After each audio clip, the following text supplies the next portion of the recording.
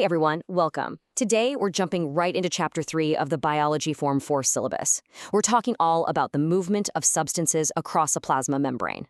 If you're looking for a really clear, highly focused breakdown of this topic, well, you're absolutely in the right place. We're going to keep the language simple and perfectly aligned with your textbook to make your studying super efficient. So let's get right into it. Here is today's study plan. We'll kick things off with our first SPM challenge, then break down passive and active transport. After that, we'll hit SPM Challenge 2, explore cell solutions, and finally wrap up with some solid final practice. Okay, let's dive into Section 1. SPM Challenge 1, Transport Concepts. Let's see what you already know about how cells move things around. All right, here's the question. Which process requires energy from ATP to move substances across a plasma membrane? Think about the keywords here, right? We've got energy, ATP, and move substances. Take a quick second to lock in your answer. And the answer is active transport. Fantastic job if you hit the nail on the head there. Active transport is literally the cellular heavy lifter. It absolutely requires energy in the form of ATP, and it relies on specific carrier proteins to physically pump substances across the membrane. Now, if you didn't quite get it, hey, no worries at all. That is exactly what we're going to break down right now. Moving on to Section 2, Passive and Active Transport. Let's really look at the mechanics behind how these molecules move.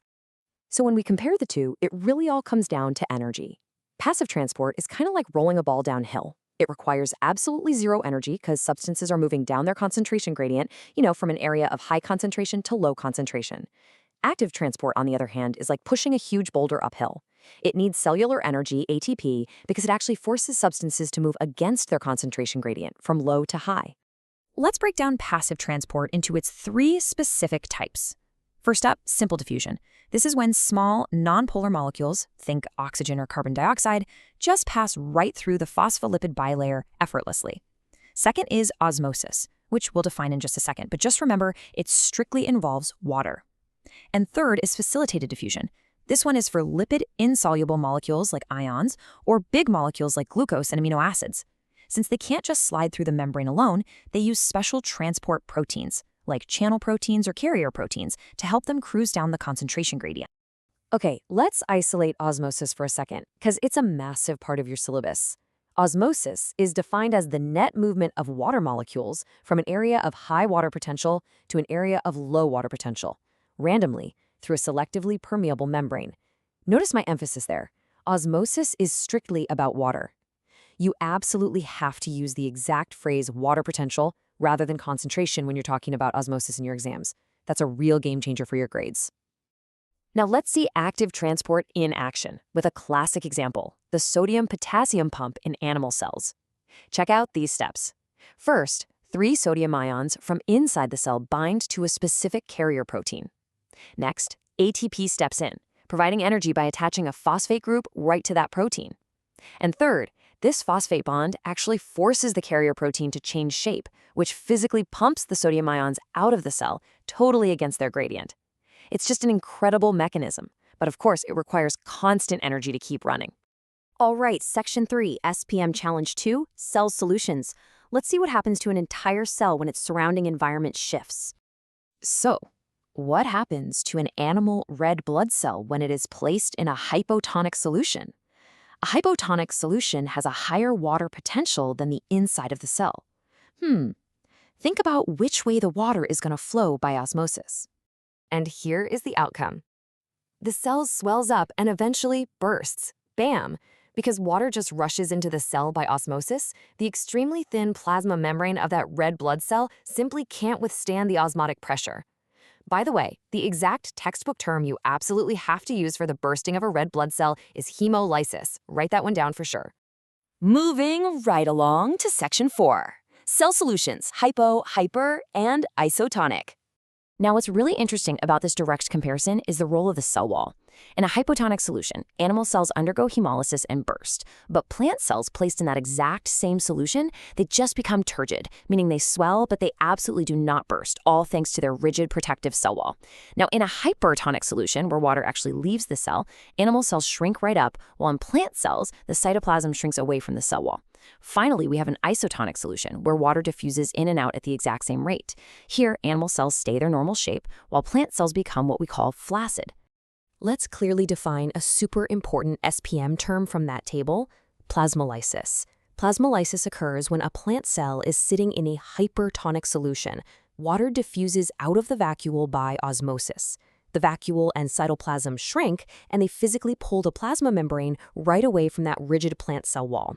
This, by the way, is exactly what causes your plant's stems and leaves to bend downwards and wilt. For contrast, let's look at the animal cell equivalent, which is crenation. Crenation is the shrinking of an animal cell, like a red blood cell, when it's placed in a hypertonic solution as water moves out by osmosis. I really want to emphasize the contrast here. The entire animal cell shrinks and wrinkles up simply because it totally lacks that strong structural cell wall that plant cells rely on. All right, we made it to Section 5, Final Practice. It's time to put your mastery to the test. Here's a practical application question that pops up on exams all the time. What phenomenon causes plant wilting due to the excessive use of fertilizers? Think about what adding a bunch of fertilizer does to the soil water just outside the plant roots. So the crucial point here is that this causes plasmolysis. When you add way too much fertilizer, it dissolves and makes the soil water hypertonic compared to the root cells. Because of this gradient, water actually diffuses out of the plant roots and into the soil by osmosis. This causes the plant cells to undergo plasmolysis, and the whole plant just wilts. Let's keep the momentum going with our next quick-fire question regarding plant mechanics. In what condition do guard cells swell to keep stomata open for photosynthesis? The answer is the turgid condition. This happens when the guard cells are in a hypotonic environment. Water diffuses into the guard cells by osmosis, totally filling the vacuole. Because the inner cell wall is thicker, the cells naturally curve as they swell up, opening the stomata to let carbon dioxide in for photosynthesis. So yeah, turgidity provides absolutely essential support for the plant. Now, here is a vital follow-up question to test the whole concept of reversibility. If a plant has wilted and undergone plasmolysis, how can its cells recover? Can they even be saved at that point? Actually, yes, they absolutely can, through a process called deplasmolysis.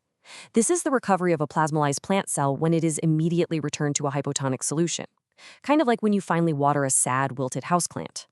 Water diffuses back into the cell by osmosis, the vacuole expands, and the cell becomes turgid again.